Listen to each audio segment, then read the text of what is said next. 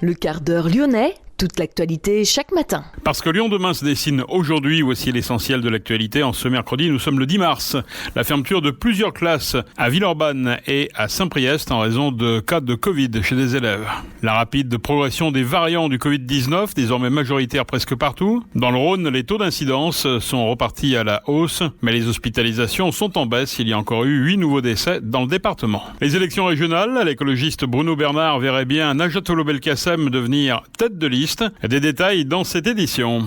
À l'heure de la transition écologique, comment va se transformer le Vieux-Lyon dans les prochaines années? Nous avons posé la question à Sylvain Godineau, adjoint à la transition écologique et au patrimoine. Et puis nous parlons de sport à la fin de cette édition. L'Olympique lyonnais féminin qui joue cet après-midi au Danemark pour affronter Brøndby. Nous parlons également de basket, l'Asvel battu face à Dijon, de rugby en Coupe d'Europe et également du Paris-Nice qui arrive dans le Beaujolais. Lyon demain, le quart d'heure lyonnais, toute l'actualité chaque matin.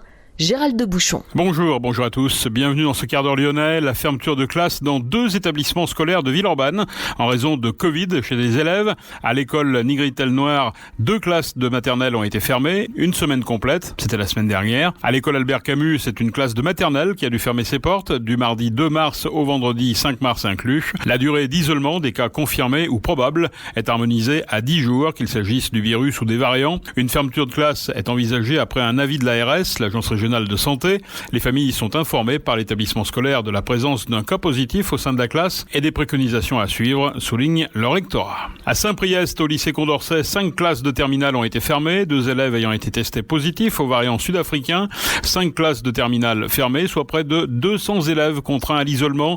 2 classes ont repris hier mardi. Le lycée Condorcet avait déjà mis en place des tests avant les fêtes de fin d'année. L'établissement organisera le 30 mars avec la région et le rectorat une 2e campagne de tests. Santé publique France confirme la rapide progression des variants du Covid-19, désormais majoritaire presque partout. 79% de variants désormais sur les tests positifs relevés dans le Rhône. 368 décès supplémentaires liés au Covid-19 ont été recensés hier en France au cours des dernières 24 heures, dont 70 en EHPAD. 25 200 patients sont actuellement hospitalisés, dont plus de 3 900 en réanimation. Pour ce qui concerne le département du Rhône et la métropole, les taux d'incidence sont repartis à la hausse. 235 pour 100 000 dans le Rhône, 242 pour 100 000 dans la métropole pour la semaine glissante du 28 février au 6 mars. Le taux de positivité est pour le moment inchangé à 7%. Les hospitalisations sont orientées à la baisse avec un total de 851 patients Covid+, hospitalisés hier, 27 de moins, mais il y a eu 35 nouveaux admis quand même, 162 patients hospitalisés, 4 de moins en réanimation. Le nombre de nouveaux patients reste cependant très important et très élevé. 18 nouvelles admissions en réa en 24 heures dans le Rhône, avec 8 nouveaux décès. Le nombre de patients décédés du Covid-19 à l'hôpital s'élève désormais à 2466 depuis le 1er mars 2020 dans notre département. Le directeur général de la santé, Jérôme Salomon, a insisté hier sur les 6 semaines de tension à venir, 6 semaines de mobilisation maximale, dit-il. Lyon demain, une radio, une application, un site internet, une chaîne YouTube, des podcasts. Lyon demain, un média complet au service des Lyonnais qui font bouger la ville. Les régionales, à un peu plus de 3 mois du scrutin, la gauche tente toujours de se rassembler. Bruno Bernard, président écologiste de la métropole, a proposé à l'ancienne ministre socialiste Najat Vallaud-Belkacem de devenir tête de liste, mais seulement dans la métropole de Lyon. Bernard appelle donc à se ranger derrière la candidate écologiste désignée au niveau régional, Fabienne Grébert. Le président des métropoles estime que les dernières élections ont montré que les écologistes avaient une légitimité pour assurer le leadership. Mi-février, les soutiens du pôle écologiste s'étaient prononcés à 55% pour une union.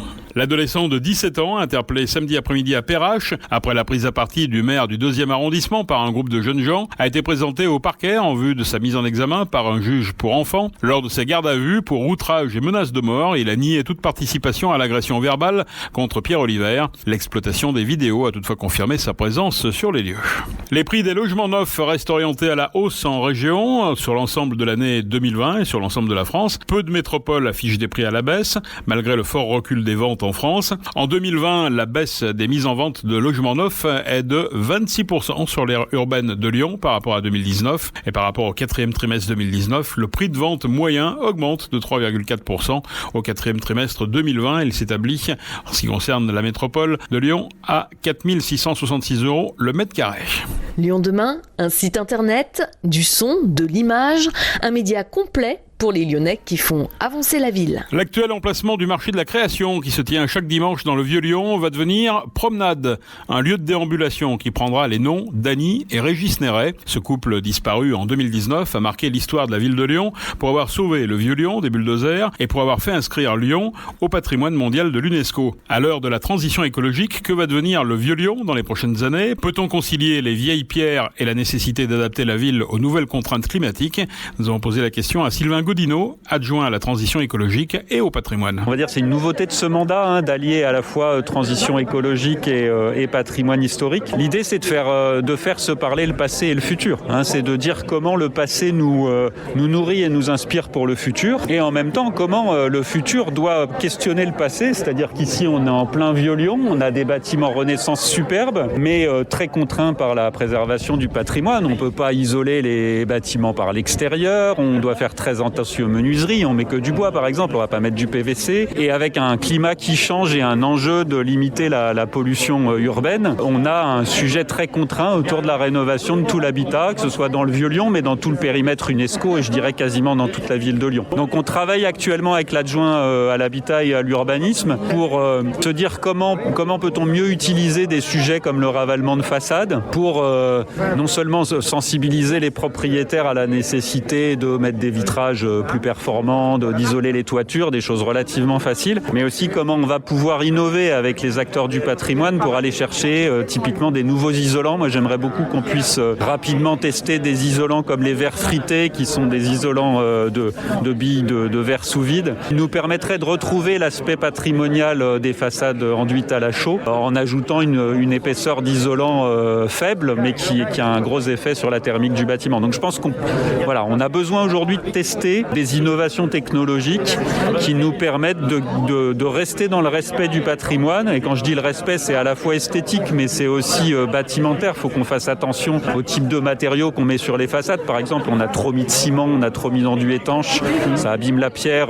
Tout ça, on le sait maintenant. Il y a une acculturation qui se fait sur ce patrimoine ancien. Et donc, on veut ouvrir un cadre qui nous permette d'expérimenter, on va dire, sur cette rénovation performante en énergie et en même temps respectueuse du patrimoine. Donc, je suis heureux que vous me posiez la question parce que c'est un sujet sur lequel on va avoir besoin de propositions des entreprises du bâtiment et des acteurs du patrimoine pour voir comment on peut avancer là-dessus. Mais la préservation ne fige pas le quartier.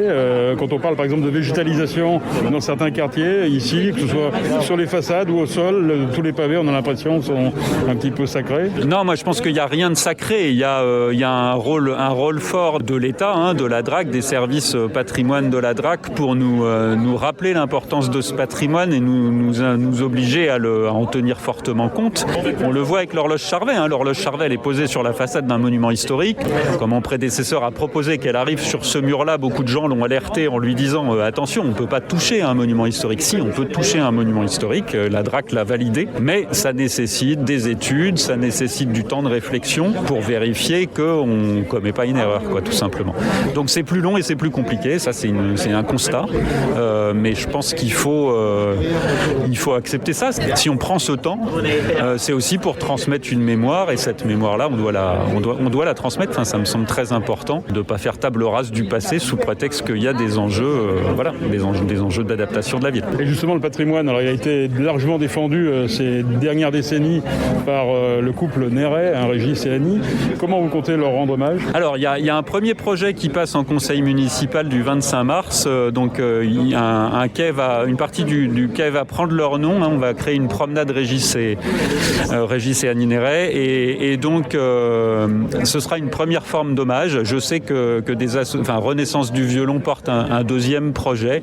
Donc, on verra si on arrive à le mener au bout. Mais voilà, la ville de Lyon sera très heureuse et je pense que ce sera très consensuel de leur rendre hommage pour le travail qu'ils ont réalisé, notamment autour de l'inscription sur la liste UNESCO de la ville de Lyon. Donc ça me paraît indispensable, incontournable.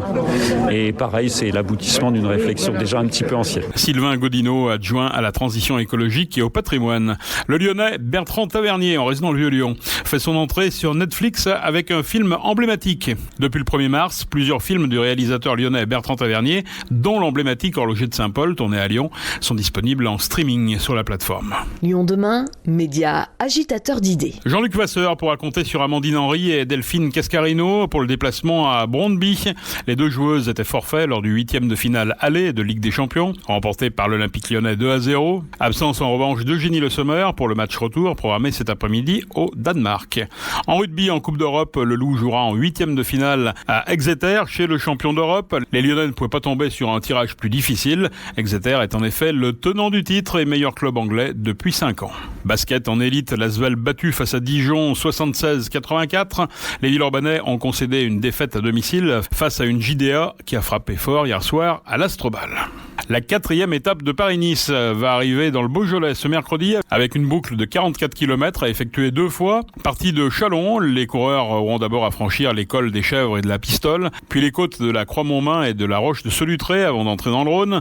Le Mont-Brouilly sera escaladé à 2 reprises par son versant le plus difficile depuis Saint-Lager, 3 km à 7,7% de dénivelé et certains passages même à 15%. Le peloton va ensuite enchaîner avec la côte de Régnier-Durette, puis la montée inédite de Chirouble par Grosse-Pierre jusqu'au col de Durbise au premier passage et jusqu'à la terrasse d'Avena où sera jugée l'arrivée. Pour ceux qui veulent voir passer le peloton, premier passage à Brouilly à 14h14, premier passage au col de Durbise 14h39, deuxième passage à Brouilly 15h18, arrivée à la terrasse d'Avena 15h48. Ce sont bien sûr des horaires approximatifs. Des 3 Françaises engagées hier au 2e tour du tournoi WTA de Dubaï, seule Caroline Garcia s'est qualifiée pour les 8e de finale. La Lyonnaise a écarté logiquement l'Italienne Martina Trevisan, 90e joueuse mondiale, en 2-7, 6-2, 6-4. C'est la fin de ce quart d'heure lyonnais. Merci de l'avoir suivi. On se retrouve demain, même heure, même antenne. En attendant, restez prudents.